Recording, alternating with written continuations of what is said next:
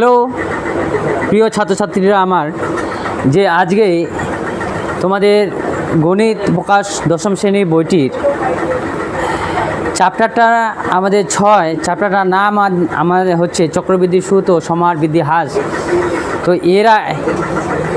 এর আগের দিন আমরা কোষে দেখি 6.2 পেজ নাম্বার আমরা 117। এর আগের দিন আমরা 15 পর্যন্ত করেছিলাম। 16 অঙ্কগুলা অতি সংক্ষিপ্ত আছে, তোমরা টিকচিহ্ন এগুলো টিকচিহ্ন করে নিও। এখানে টিকচিহ্ন আছে, সত্য মিথ্যা আছে, শূন্যস্থান আছে, তোমরা নিজেরাই এগুলো করে নিও। তো আমরা সংক্ষিপ্ত উত্তরধর্মী যে প্রশ্নগুলো এগুলো দুই মার্কের জন্য অনেক সময় থেকে যে আসে তোমার মাধ্যমিক পরীক্ষায়। তো আমরা 17-এর যে অঙ্কগুলি রয়েছে সংক্ষিপ্ত উত্তরধর্মী প্রশ্ন, এগুলো আজকে করব, 5টা রয়েছে। তো ভিডিওটি ভালো লাগে অবশ্যই লাইক শেয়ার কমেন্ট করবা, পাশে দেখা বেল আইকনটি অন করে রাখবা, চ্যানেলটিকে সাবস্ক্রাইব করবা। তো 17-র 1 নাম্বারটা বলছে যে 400 টাকা 2 বছরের সমূল্য চক্রবৃদ্ধি আমাদের 441 টাকা হলে বার্ষিক শতকরা সুদের হার নির্ণয় করি। তাহলে সুদের হার আমাদের আর পার্সেন্টেজ, সময়টা আমাদের বলছে N 2 বছর, আসলটা আমাদের বলছে, আসল পিটা বলছে আমাদের 400 টাকা, আর সমূল্য চক্রবৃদ্ধি বলছে আমাদের 441 টাকা।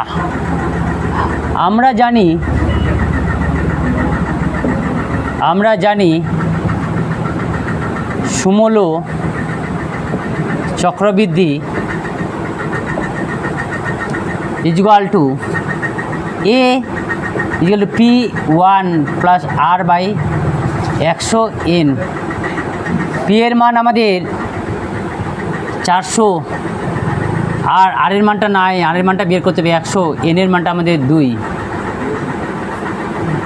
টাকা। তাহলে শর্তানুসারে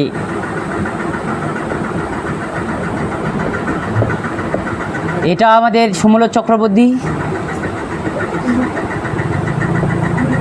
আর এটাও আমাদের সমূল্য চক্রবৃদ্ধি, 441টা আমাদের সমূল্য চক্রবৃদ্ধি, বা 1 plus R by 100 square 441 1 by 400 করলাম, বা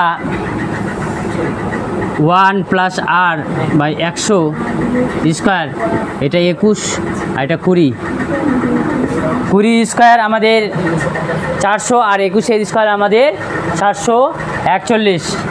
তাহলে এই স্কোয়ার কাটলাম, বা 1 প্লাস R বাই 100, আর এটা আমাদের 21 বাই 20। তাহলে এটা পরে থাকলো,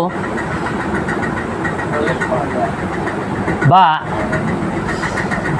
R by 100 equal to 21 minus 20 minus 1, বা R বাই 100 21 মাইনাস 20 বাই 20। এই 20টা ডাইরেক্ট আমাদের গুণ হয়ে যাবে। তাহলে এই শূন্য কাটলাম, বা R বাই 5 দুগুণ 10, এখানটায় 1, তাহলে 5, এখানটায় আমাদের 1, R সমান 5%। তাহলে উত্তর লেখো,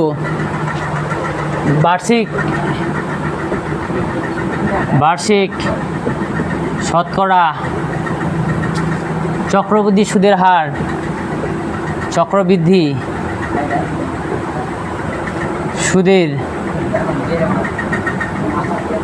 হার 5% হবে। এটাই আমাদের অ্যান্সার।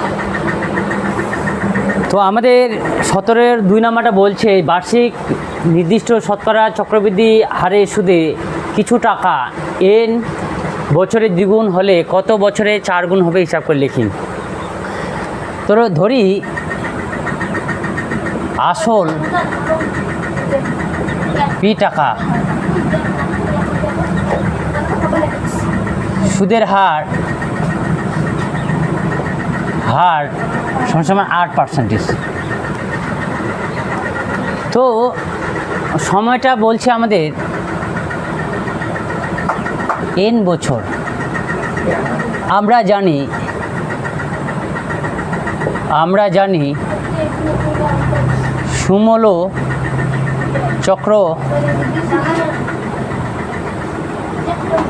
চক্রবৃদ্ধি সমান সমান P1 প্লাস R/100n। আমাদের দ্বিগুণ হচ্ছে, তাহলে P1 প্লাস R/100n, তাহলে এটাকে আমাদের 4 গুণ করতে হবে। তাহলে 2 square P1 plus R100 n এর সঙ্গে আমাদের 2 গুণ করতে হবে। উভয়কে বর্গ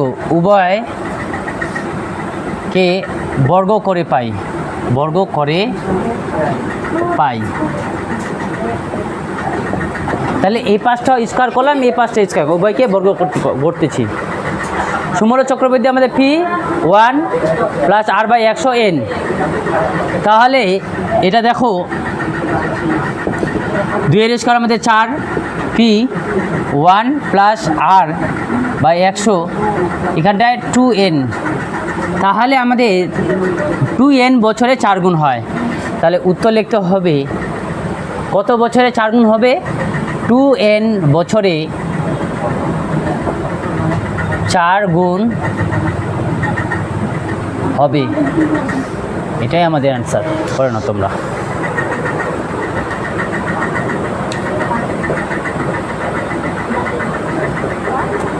আমাদের 17-র 3 নম্বরটা বলছে যে বার্ষিক 5% চক্রবৃদ্ধি হার সুদে কিছু টাকার 2 বছরের চক্রবৃদ্ধি সুদ এত টাকা হলে আসল নির্ণয় করি। তাহলে ধরি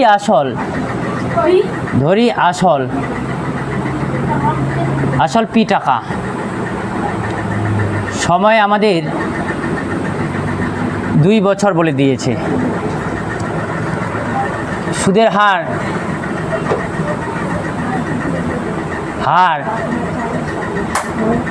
nটা বলে দিয়েছে আমাদের 5%। তাহলে অতএব চক্রবৃদ্ধি সুদ P1 প্লাস R/100n/P। তাহলে P এর মান নাই 1, R এর মান আমাদের 5%/100, n এর মান আমাদের 2, P টাকা।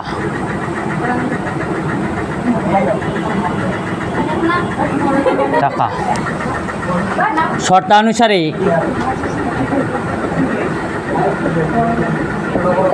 তাহলে এখানে P1 100, P 615, এটা আমাদের চক্রবৃদ্ধি সুদ, এটা চক্রবৃদ্ধি সুদ। তাহলে দুটোর সঙ্গে ইকুয়াল করে দিয়ে এখানে P এর মান বার করলে আমাদের অঙ্কটা শেষ হয়ে যাবে।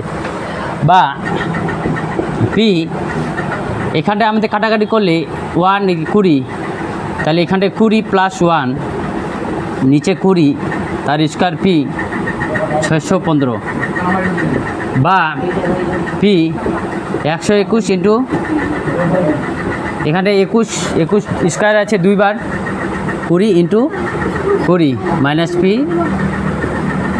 615, বা এখানটায় 441 নিচে আমাদের 400, এখানে P হলো, বা তাহলে 441P মাইনাস 400P লসাগু করলে আমাদের 400 হয়ে যায়, আর এটা আমাদের 615 হয়, বা 41 এটা বাদ দিলে আমাদের 41P/400 615 5।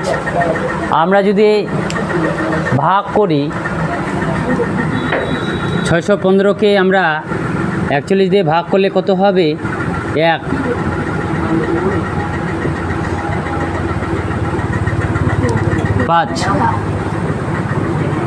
তাহলে এটা 615কে ভাগ করলে আমাদের 15 পাবো। হলো। তাহলে পি সমান সমান 400 ইন্টু 15,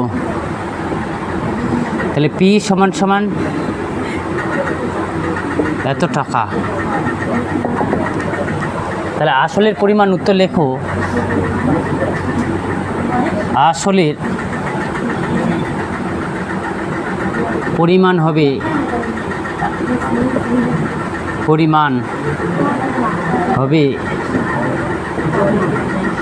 6000 টাকা।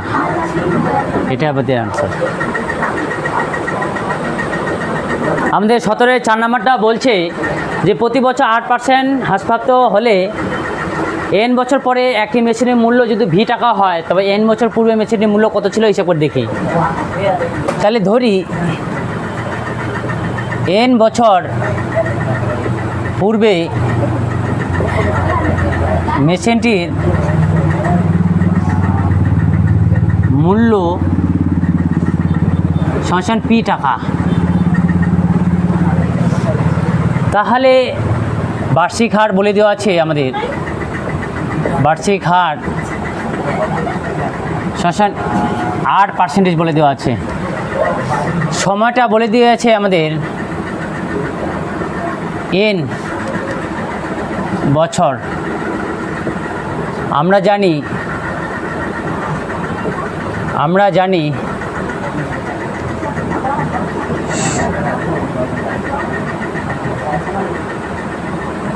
জানি সমাহার হ্রাস সমান সমান P 1 minus R by 100 n টাকা। তাহলে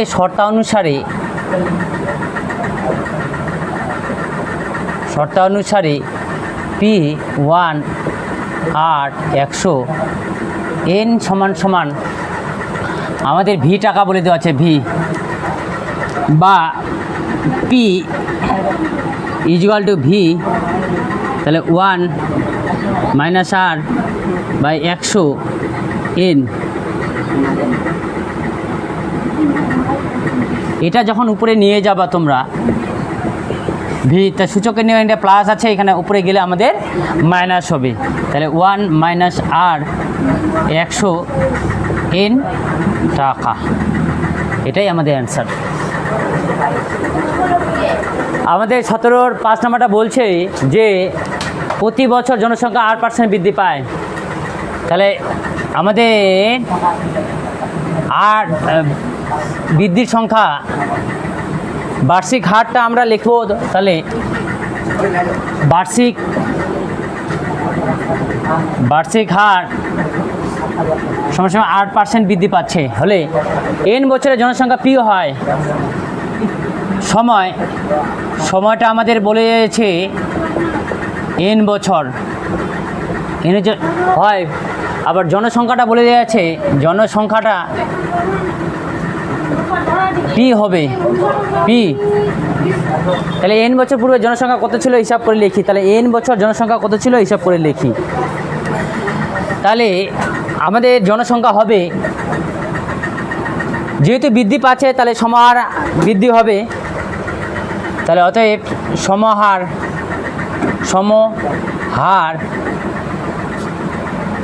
এখানে লিখে দাও n বছর পূর্বে জনসংখ্যা সমান সমান x জন। তাহলে সমহার বৃদ্ধি হলে কি হয়, P 1 plus R by 100 n John.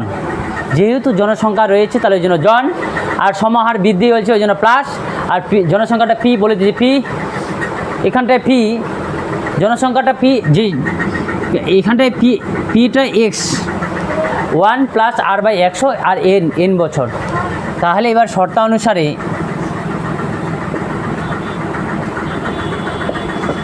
x1 এর মানে আমাদের বের করতে হবে, x জন